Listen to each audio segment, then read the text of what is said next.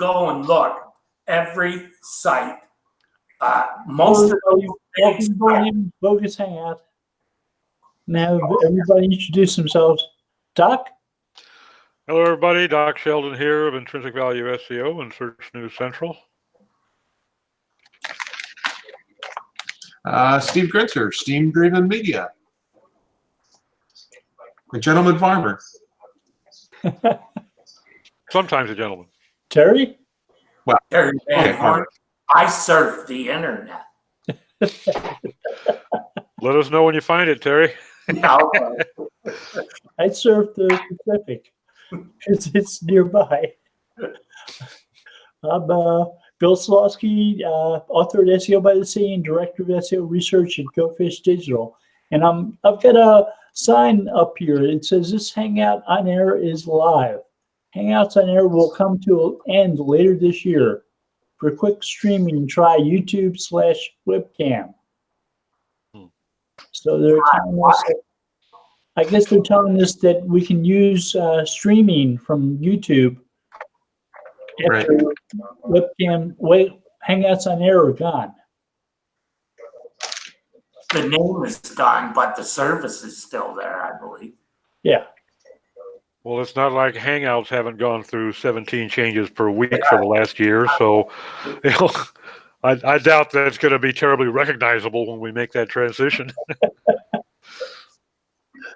I think so. I think we won't see the app anymore, but live streaming won't go away. Just make it a one-button Chrome add-on. Yeah. Okay. So we were having an argument in the green room. It seemed like an argument. We were all getting excited and loud. It's kind of fun. Good conversation. How much SEO should get paid? $1 million. That's extortion, not SEO. What do you think the E stands for? So the news I'm seeing is Dr. Mercola, who people, he's claiming that Google has a thing against him, and they're trying to control information, free access to the public about the medical discoveries he's uncovered, and they've tanked his rankings. And I went and looked at the site this morning, and I think he did that himself. Yeah, I'm kind of thinking that was suicide. Yeah. Why do you think that, Bill? It's like little things, like when you have a series of paginated pages and the canonical link elements all point to the first page in the series. Or you have like over a dozen subdomains on your homepage. There's a lot of interlinking. It all on one site. A lot of interlinking there too on those subdomains. Yeah. It's a mess. Besides that, the guy's a freaking idiot. Well, there is that. We'll leave that out of the argument, but the guy is certifiable in my opinion. Do you think there's more than one on the internet certifiable? Well, I've had that finger pointed at me a time or two, Terry, and you're no virgin either. Yeah.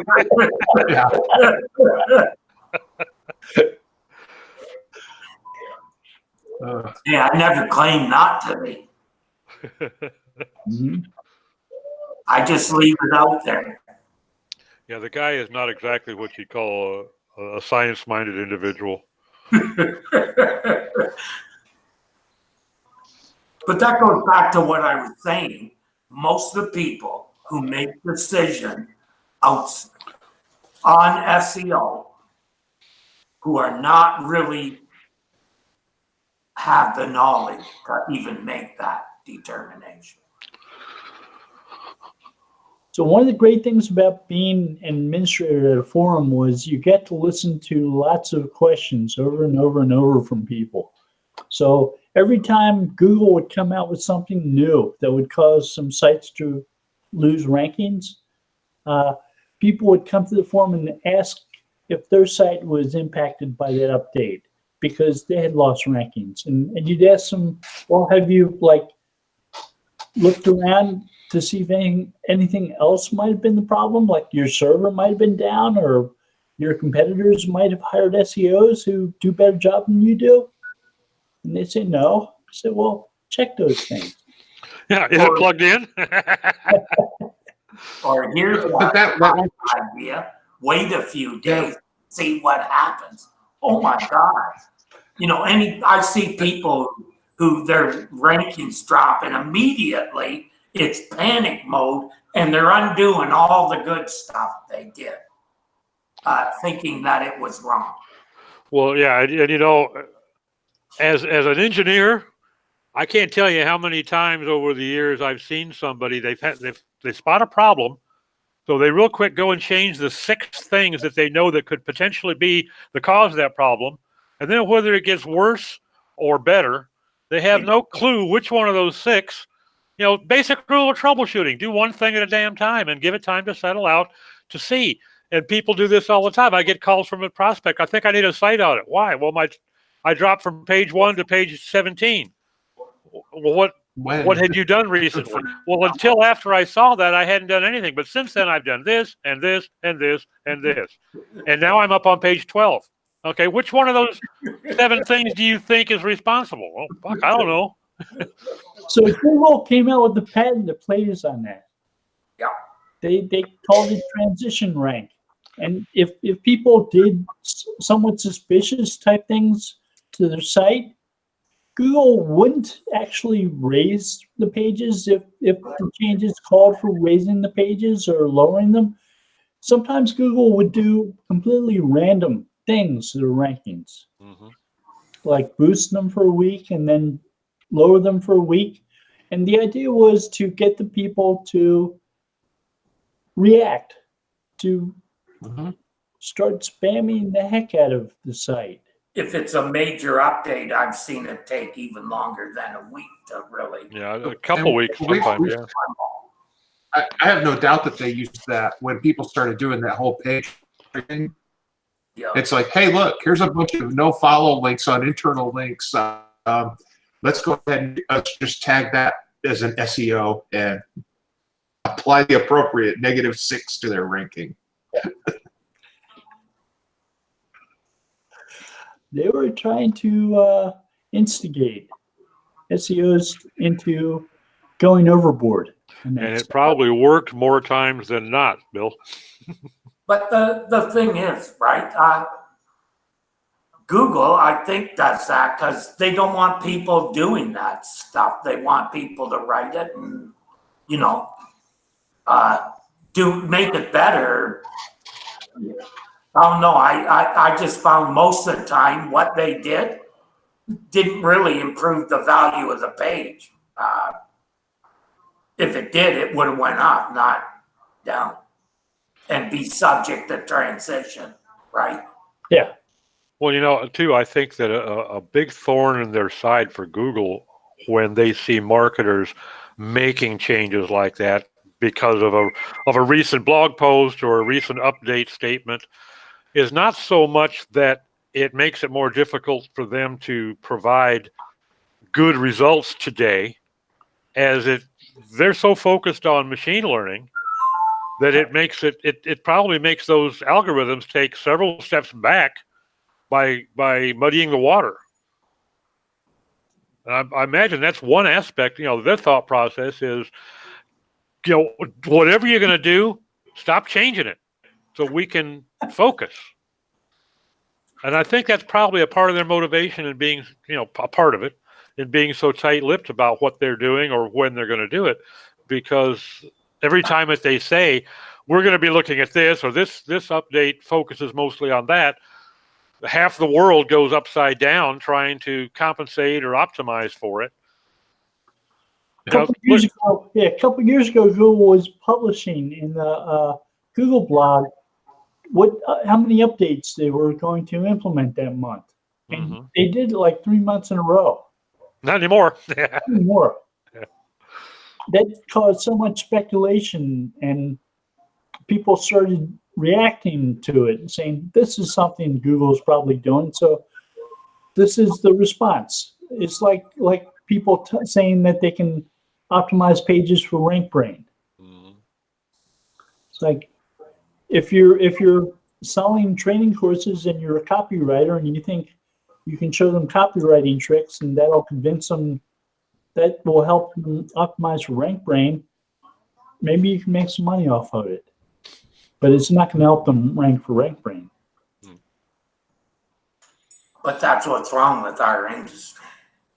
That's why people need to hire somebody to hire an SEO, because there's so much BS out there. Who can, even as people who've been in the industry a long time, who can tell what's fact and what's conjecture? Yeah, but that's not peculiar to our industry by any means. I mean, I didn't say that. yeah, 30 years ago, I was getting hired as project manager to help pick the contractors for a construction job. They would hire an engineer to pick the engineer. It's just The difference is that those are old trades that you can actually go to HR books and get most of the information you need to hire somebody. Well, to a degree. Yeah, certainly more so than SEO. Yeah. But I'm just saying, there's a lot more to go on. Yeah. Than there is in our trade. Well, it's the dark arts here, see. Mm-hmm. I treat it like a NASCAR rule book. If you win, there are no rules. Pretty much. Well, I don't think there should be like rules, because you know what? I was mentioning it in the Slack room that there are industries that if someone told me, don't do shady stuff there, you'll get in trouble, I laugh at them. Porn, payday loan, there's lots of industries where that is accepted, and if you don't do it, you don't rank. It's required, yeah. It's that simple. And to tell a client that they shouldn't do that stuff in those industries, I'm sorry, that's unprofessional, and you don't know your freaking job. That's really bad advice taken by someone. I've been in those industries. I know exactly what it takes. Yeah, but that was as an actor, not as an SEO. We're just glad that you're now behind the camera rather than in front, Terry. There would be no work turned down. That would make me give up sex, I tell you.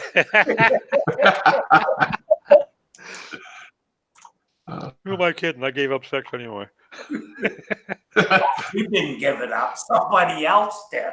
There you go.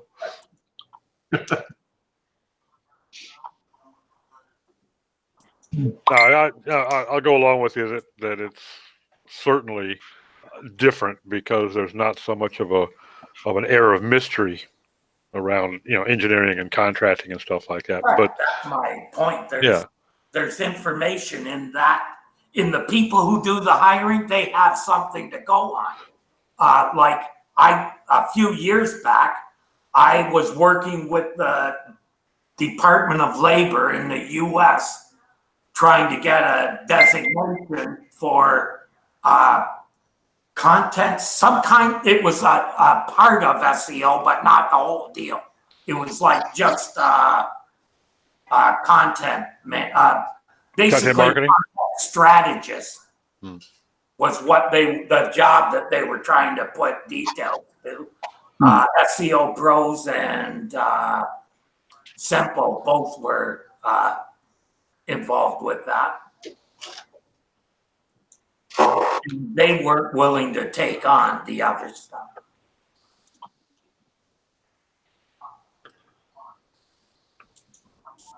I filled out a long survey form for the U.S. Department of Labor 2-3 months ago. Occupational Information Network. A lot of questions and answers about what SEOs do, how they learn, how much they get paid. I don't think it was the only one. A lot of people were involved. It's a You like subsection. that one, Bill? This one, yeah. Same one. Oh, really? You get it? I didn't get a certificate. Oh. Even a nice oak frame. Yeah, they would only talk to U.S. SEOs as well. I think so because it was the U.S. Department of Labor. Yep. Yeah, but they didn't. They wanted to hear just. They wanted to interview just U.S. because most of mine were in Canada at the time. Yeah. It was good seeing somebody take that much interest and actually try to do something about it. Well, it's a big industry that kind of information is actually needed to get more people into it to supply the need. Because I think there's a bigger need than people really understand. I think not enough schools are putting out education for marketers, for SEOs. It's part of marketing department, but it's got its own unique elements. Well, for instance, San Diego State has just formalized. They had something, an adjunct sub-department in marketing, but they just formalized the digital marketing as, you know, they had the computer science, they actually had courses on web development and whatnot, but they didn't have a digital marketing. And it is, to a degree, portions of it are different from, you know, old-fashioned offline marketing. And it's kind of nice to see that they've stepped up and done that. I think I saw somebody mention that he was doing that on Twitter. I didn't see that. I don't go there. Yeah. There's a few. There's one of the people who was in marketing. Oh, I forget the name of the group now. Marketing Motives. It's the one with Jerobi and I forget all the names now.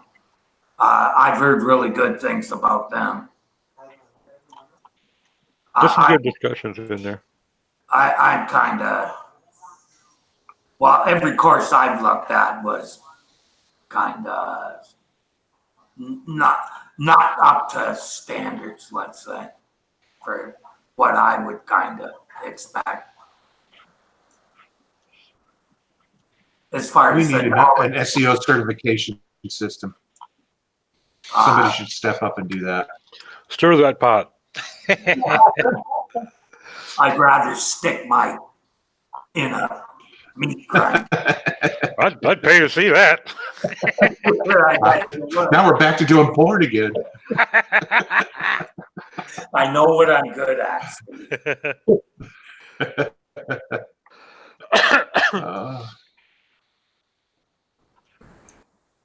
It seems like every couple of years somebody comes along and decides the industry needs a certification process, and then we end up spending weeks or months debating just what a bad idea that is. We need a code of ethics for SEO.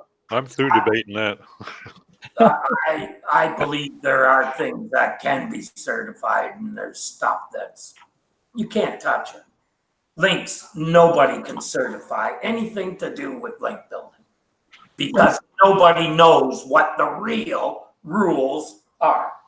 When lawyers came up with the professional code of ethics for their profession, those often focus upon things like communication with clients and how often you're supposed to talk to them, stuff like that. The codes I've seen of ethics that have come out for SEOs, clients aren't even mentioned once. Mm-hmm. They focus on the technical aspects of SEO, and it's like, you know, that changes, and nobody actually knows what the rules are because Google won't tell us. Don't change. We can make a good guess. And to me, a code of ethics for SEOs or SEMs or site developers or anybody else, they should be interchangeable. It's all customer focused. Well, You don't I always have a figured- conflict of interest. You don't lie to them. You make them aware of potential risks before they make a decision. You be transparent. That's the same. I don't care if you're an electrical engineer or an SEO. This is how you should treat clients as a consultant. But you could do something you think is unethical, and the person just didn't know they were doing anything wrong. That's possible. I'm talking about your ethical behavior. Okay, what you don't know about, you can't be held responsible for. Right. But as far as you being ethical as a consultant, doesn't 99.9% of that focus upon the way that you treat your client and how you service their needs and how you bill them honestly and how you? That's all subjective. Well, I don't think it is. I do. It's a matter of. I may not agree with the same ethics that you do. That's all subjective, right? What I think is certifiable is protocols, understanding how things frickin' work. We're talking two different things. We're talking two different things, Terry. You're talking about protocols. I'm talking about ethics. Yeah, but that's what I mean. You can't certify ethics. I didn't say anything about certification. You can hold people Different things. Pardon me? Entirely different. They're different things. That's what I'm saying, right? Personally, I don't believe that I believe there's some things that you can't do that sort of thing with because it's subjective.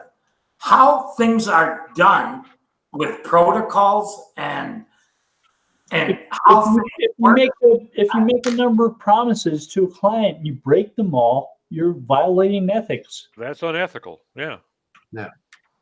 It doesn't matter what the protocols are. If protocols have nothing to do with that. You lie to them. Not explaining the risks to a client. Padding your hourly billing. They don't understand the risks themselves.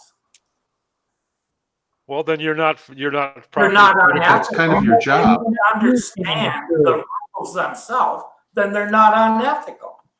No. You're holding people to your standard of ethics. I'm not going to take that from anybody.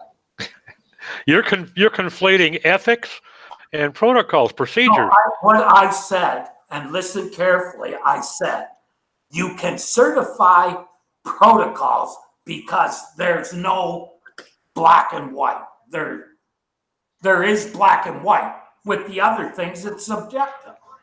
Well, if it's subjective to decide that I'm going to help this blind woman across the street or drag her in the bushes and rape her, if that's subjective, then our ethics might disagree. Okay, but that's an extreme and not. Well, yes, it is, but it's still. I'm trying to point the difference between ethics and procedures, methodology, protocols. They're entirely different critters. It's like comparing a Volkswagen to a weasel.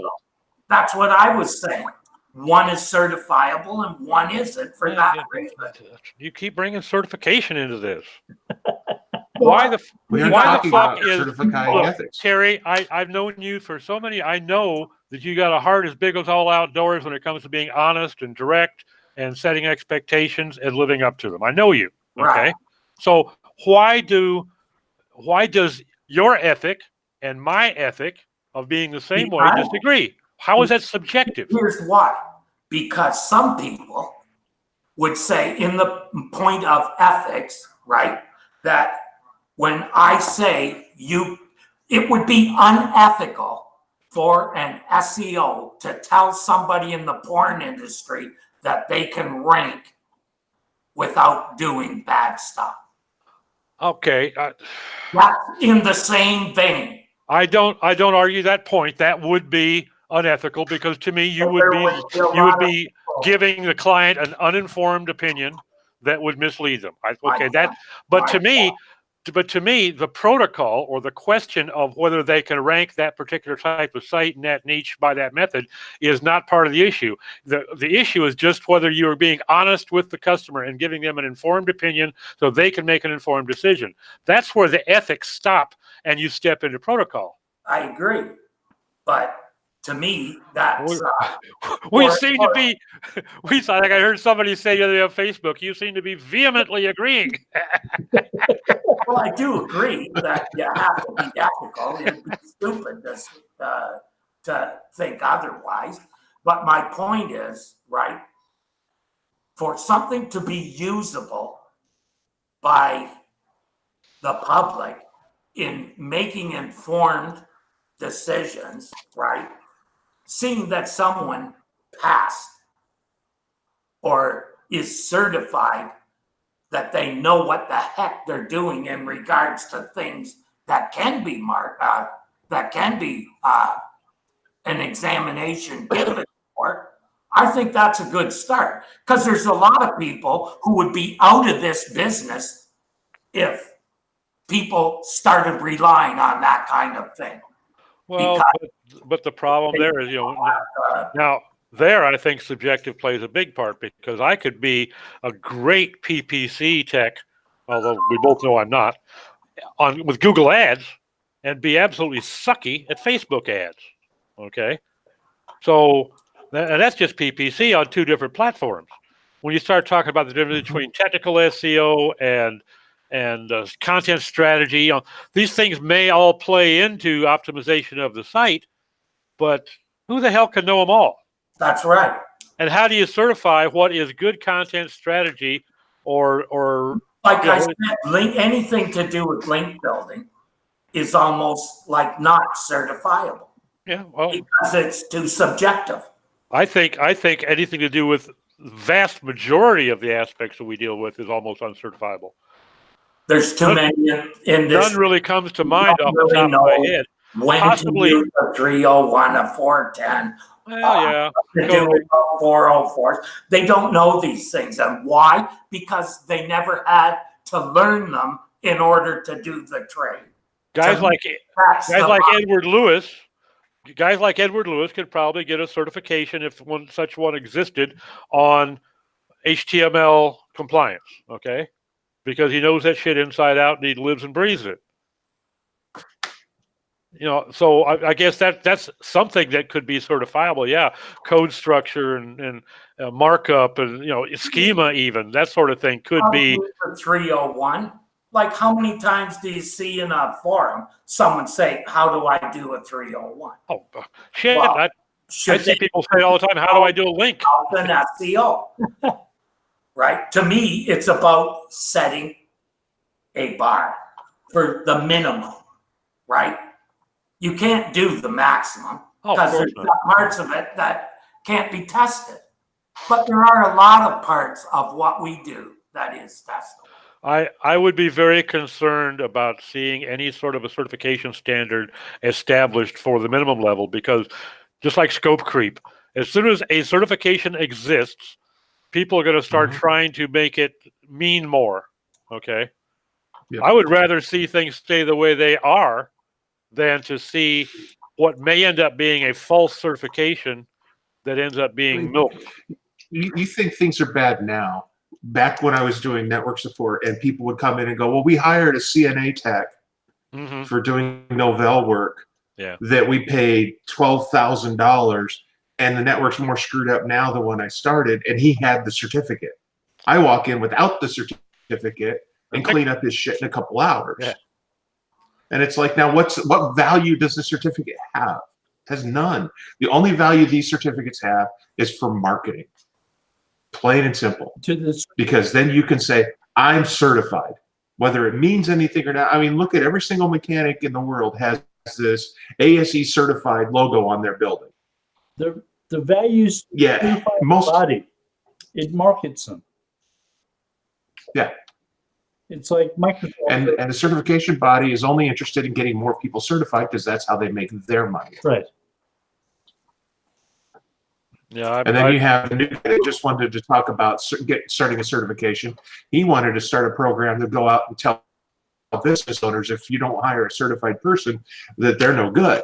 And it's like, oh yeah, that's something I want to see us get behind. And on top of that, and I get to say who's worthwhile hiring. Yeah. I don't fucking think so, mate. Even if I had ever heard of your ass, you ain't going to get to do that. But apparently he's important and famous. Anybody that can hold a job at Google for a whole year and a half must be impressive, right? Well, yeah. How do you know he wasn't a chef? Well, Like, how do you know where he worked in Google? well, he had a search quality title that he provided, but who knows if that's true. Yeah. But even if it was, working in search quality at Google for a year and a half, to me, does not a strong recommendation make. If you were any good, you'd still be there. No. Yeah. You either didn't know what you were doing, or you couldn't get along with people, you weren't a team player. So there was something that didn't let you fit the mold, or that you found distasteful about being there. A big SEO company would pay him more money than Google just to say they Just because he was Google or working for them. That's a possibility too, yeah. That's not a possibility, probably what happened.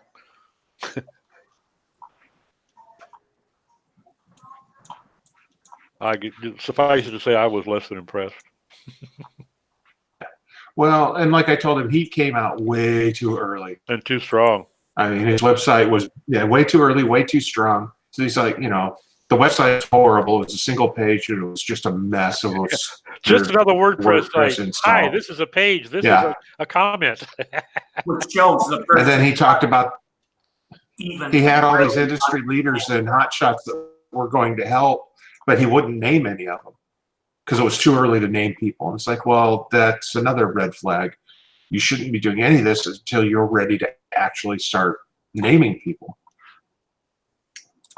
The whole thing just struck me as weird. Where was this at? It was on Facebook. Facebook. Signals, SEO Signals, I think. SEO Signals Group. Yeah. I mean, and he may be completely legit and be the real deal and all that other good stuff. That doesn't change the fact that having the type of certification process that he was talking about is a bad idea. Especially when he listed a whole bunch of questions that would be on the test, and half of those questions, probably 20% of those questions could have been answered 8 different ways, and each one of them been equally correct. Yeah. Oh, well. I think I saw that, but I think I just saw it and said, this is bullshit. Oh, see, I look at those posts that are bullshit and dive deep into them because they're the ones that are the most fun. You trusted your gut wisely that day, Bill. Yes. Like, here are 20 questions that SEO should be asked, and if you don't get them right, I know all the answers, but you probably get them wrong, so you wouldn't pass for certification. But being able to answer my questions the right way says that you're to my satisfaction. Yeah. It's like, dude, you are like stupid. Sorry.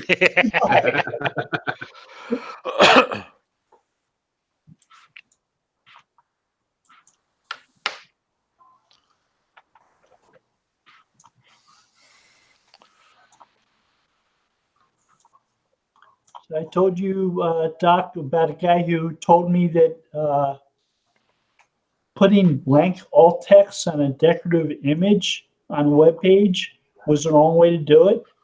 That you shouldn't publish that image as an HTML image. You should publish it as a CSS image.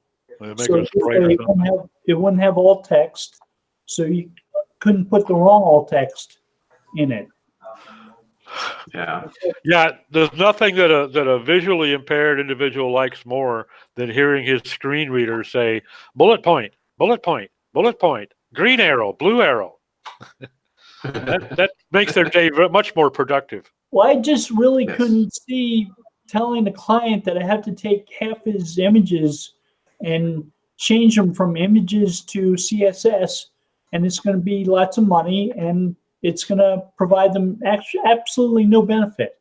It also makes them invisible to Google for the image. image Right.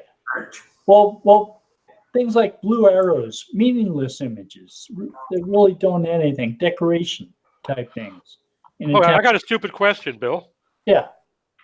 How does Google see a sprite? Do they even recognize it as such? I mean, are sprites visible to them? I don't think that they really are. They care too much about them. Well, I wouldn't think they would care much about them. I'm just wondering if they even actually register them. Do they see them? Just so I understand, a sprite needs CSS in order to, and no, I don't think they can index it. I have only once even attempted to use sprites, and that was on the advice of a tool, and I tossed that advice out. But I've never really used them, so I don't know. It just occurred to me when you brought that up. I just wondered if they could even see a CSS sprite. The only reason you'd use them is for speed, and they it's not, you optimize an image properly, and it's not going to be that much. Exactly. That's with the class of advice that goes onto minifying CSS or JavaScript. Really, Bill, moving over to web space, you're going to save bytes. That I would do because it's so easy to do. It's like a 3-second job to minify those. And what value do you get out of it? You get a faster loading page. How much faster? Significant. I wouldn't say significant, but it's a lot of little things that add up to a lot. I did one not too long ago that was loading in like 3.4 or 3.6 seconds. And all I did is minify the JS and CSS, and it got me down to like 2.5. Took a full second off of it. And it's a small site, it had like 1,800 pages. But I mean, just on the home page alone, it took me down almost a full second. And for 60% of the world, nobody cares for a quarter of a second or half a second. I agree. But Google, in my opinion, I used to think speed didn't matter. I think it matters a lot now. Yeah. I don't think it doesn't. I think people are putting more weight on it than it deserves. That could be possible. My general theory on page speed is: are you faster than the competitors in your niche? Yeah. Yeah. That's always been my target. You have to look at the users, and after 4 seconds, they're taken off. So I don't care what Google says. I don't care what anybody says. I want those pages loading in under 4 seconds. And anything I can do to make them load even faster than that is good. And if it isn't a lot of work, I don't see the problem. It comes to how much do you do in order to get that gain, and does it alter the product? I saw when I was using Google's tool to crunch my images down, it took them to the point that it actually started to affect the quality of the picture. Yeah, it does. And I said, your expectations are unrealistic.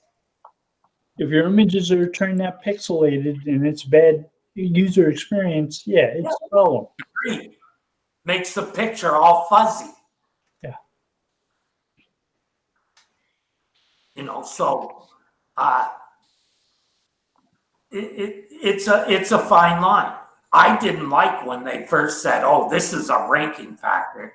I still believe that's bullshit.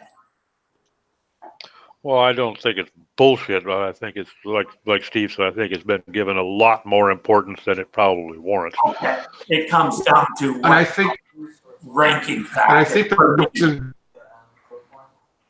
that it's been given so much importance is because it's something you can look at and quantify and say this number.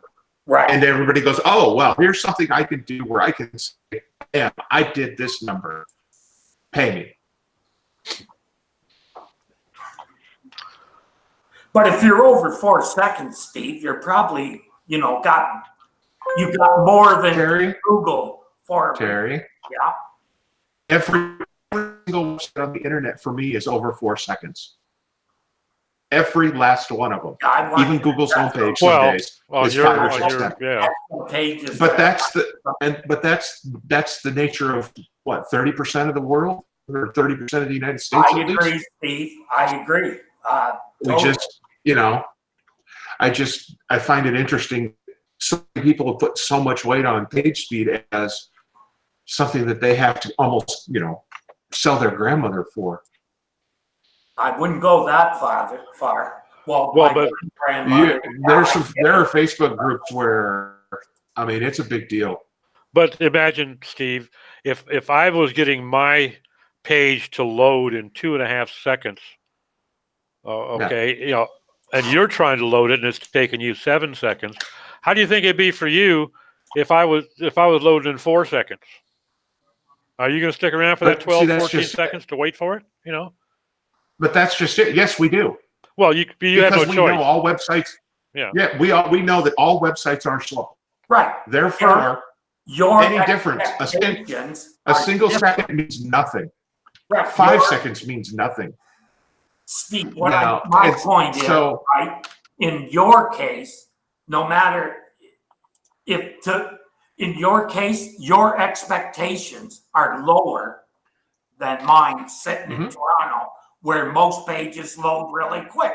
Where I got an eye-opener was when I was working for a company, I was testing pages in Toronto and realized that a fair portion of our clients were offshore. And when I checked what it took to download and say India or even in Vancouver from Toronto, it was monstrous. And when you take that another level and check mobile, another level of crap again. Yours is almost like mobile all the time, right, Steve? I wouldn't. No, we don't have mobile out here. Oh, quite seriously, we have very little mobile coverage out here either. It's just the way it is. Yeah. But I get it. I understand why everybody wants faster websites. It makes sense. My problem was I originally viewed the whole push by Google to make faster website was to cut their bandwidth bills. If everybody made faster websites, they saved a whole lot of money from the bottom line. I think that's that's why they're doing it. I totally believe that it's because they want to save their bandwidth.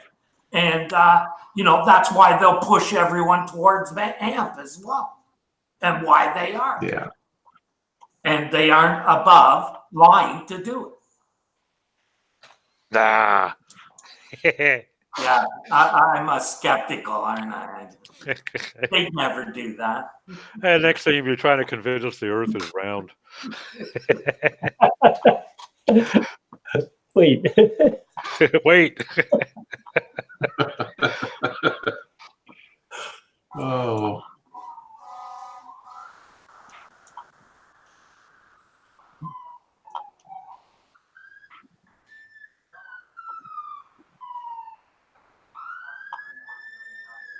That doesn't sound healthy. It's not me. Me, there's a fireball about maybe 100 yards away. I've been good, man. I've been inside all day.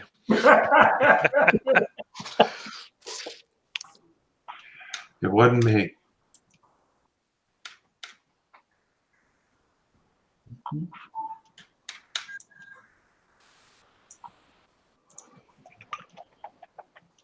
So page speed should not be a ranking factor, huh? I think I didn't say that. I think it's a very small factor, and I think it's a comparative factor between similar sites within a niche. So given two sites that cover approximately the same thing, the faster site should be the one that ranks higher? It should have all else I don't equal. necessarily say it'll rank higher. Yeah, all else equal, yes, the faster site should rank higher. That's why when I do page speed tests for clients.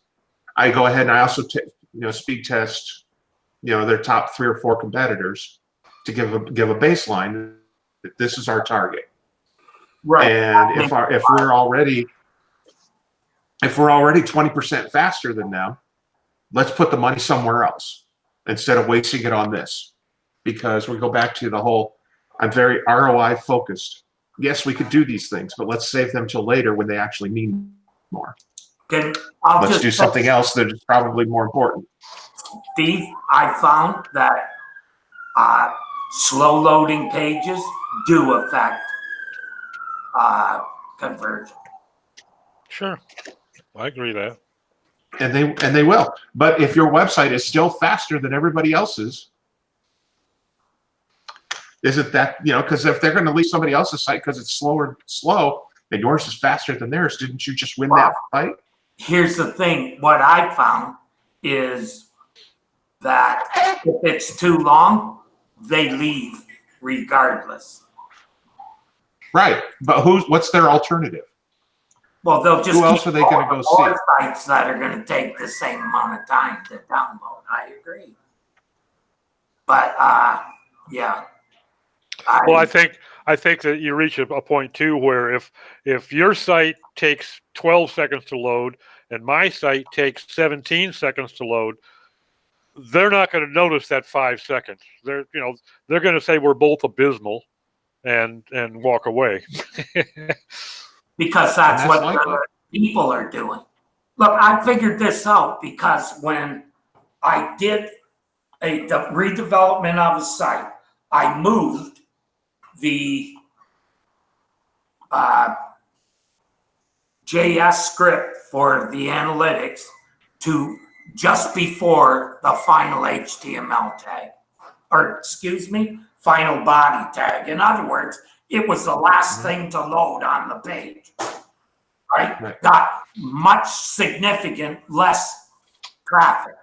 Then we moved it to the head and saw big rises. I thought at the time it was because of something I had done. Well, let me ask you something, Terry. More inclined to say that it was just counting stuff that it didn't count before because the people just didn't let the page download all the way. But and that's a real number that's what you should be worried about. Let me ask you something. Because personally, I believe that it's a really small factor because it's only a factor if you are too slow.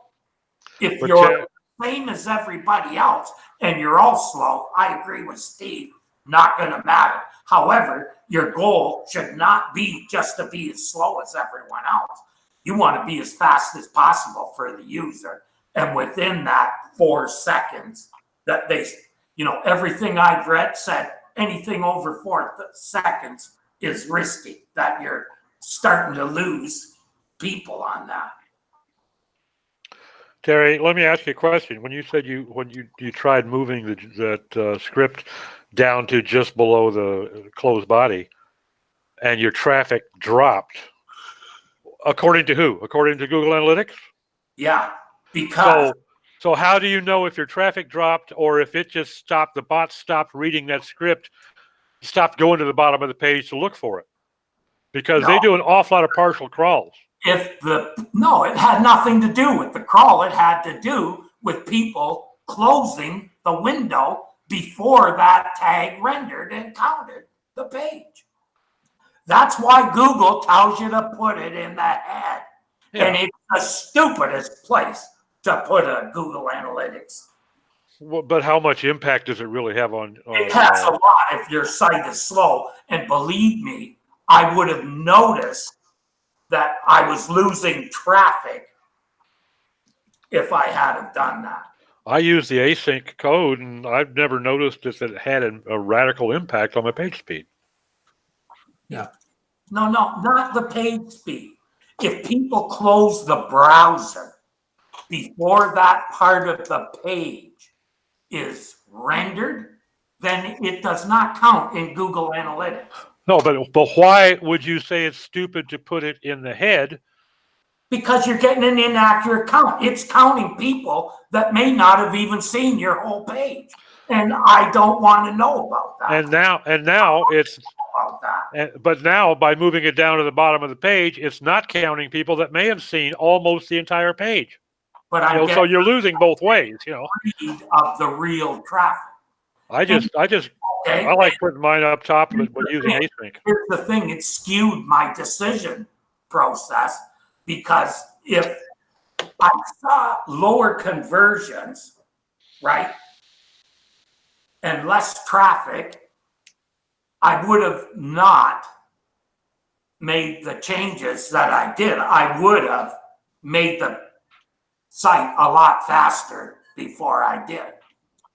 In other words, it skewed the decision process because I didn't have accurate numbers. I was going by numbers that were inflated. Yeah. Well, I think, their numbers are always going to be questionable regardless of where you put it. But you put it in the head, it's even more questionable, because that counts everybody who sees your page, even if they didn't see the whole page. And you don't need to know that. This is why, Terry, this is why we fire events. This is why we fire events about page at the end of a page load and things like that. It's so much easier to do it that way than to muck about moving things up and down on a page. Well, it's pretty easy to put it all in the body. Yeah, but you still have incomplete data. And if my page is loading in 1 or 2 seconds, the number of users that I'm going to lose before it gets down to that script, it finishes loading that script and they actually get down to the bottom of the page, to me is inconsequential. I mean, it's very, very insignificant percentage. If the page is taking 10 seconds to load, well, I'm probably losing some that would be nice to know about. I'll grant you. But if it's a 2-second load or a 1-second load, if I lose 1 or 2 out of 100, that basically that's like I didn't mean to hit that link. I didn't mean to end up on this page, and they back up. 1 or 2 second load, you have nothing to worry about either way, right? Yeah. My point was that because I moved it up to the head, I made poor decisions because of the data that I was getting. I thought the problem was with the messages on the pages for the non-conversion. It wasn't until later I realized they aren't seeing the frickin' page. That's why they're not converting. Or what's really bad is you see your traffic drop and your conversions go up, and you think, "Hey, we're doing everything right."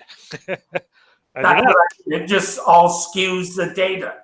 Yeah. That's why, Google Analytics is good, but you still got to have a little bit of common sense there as well. It's still Google, yeah. Yeah. Well, and they're only showing you a snapshot anyhow, like it's,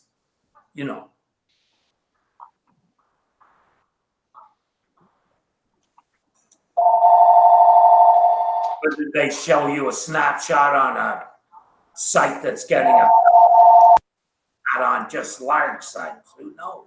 They haven't really explained that.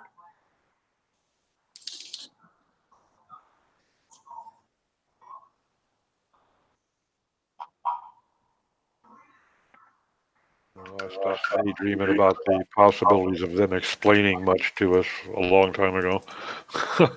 Nice dream, but I don't mind. It's a lot more than we got in the past. It's a lot more than when I started, I'll tell you that much. Yeah.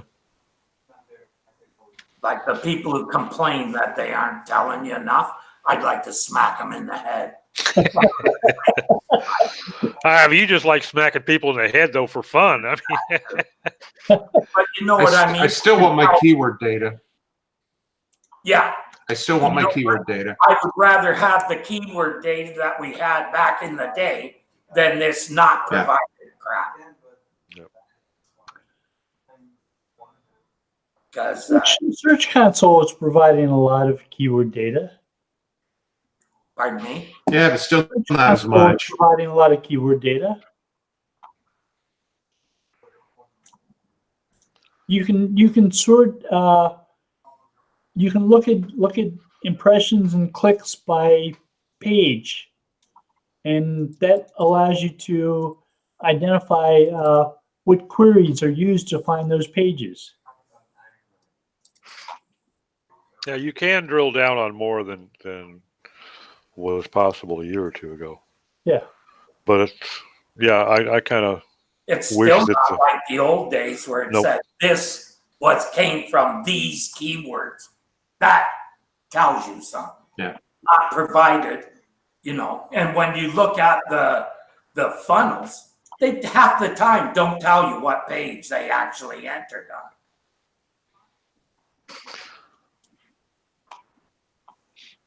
I think it's probably, you know, if we're right in our assumptions about them having progressed as much as we think that they have in terms of machine learning, I think it's probably much more difficult for them today to identify a keyword than it was a few years ago. Well, thankfully, I could see them identifying a keyword that's not even present on the page, for instance. Okay. Yeah, that's like it was more important years ago, but it's still important, right? Because I agree with you. It's not about exact matches anymore. It's about the total, right?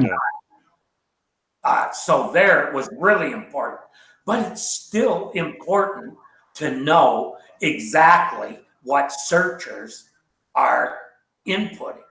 Okay, because here's something I see in the Google data that makes no sense. You'll look at 4 terms, they're all broadly the same, but I know they're not all getting exactly the same traffic. So when it says this keyword 1 is getting 320, keyword 2 is getting 320, keyword 3 is getting 320, and it's basically the same words in a jumble, guess what? It's one search term. That's it. It's not 320 for one of them. It's 320 over the bunch. Probably. I would be inclined to go along with that. As if it's a cluster. Yeah. Which makes their data very hard to use. Yeah. I tried to get like I saw last. Try and explain that to a customer. Oh,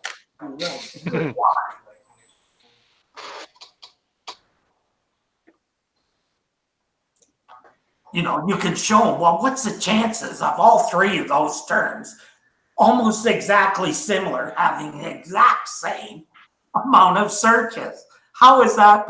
Like, you don't see that as a little. And to see it in 4 or 5 different keywords, and you don't put 1 and 1, make 2, it makes 3. Okay.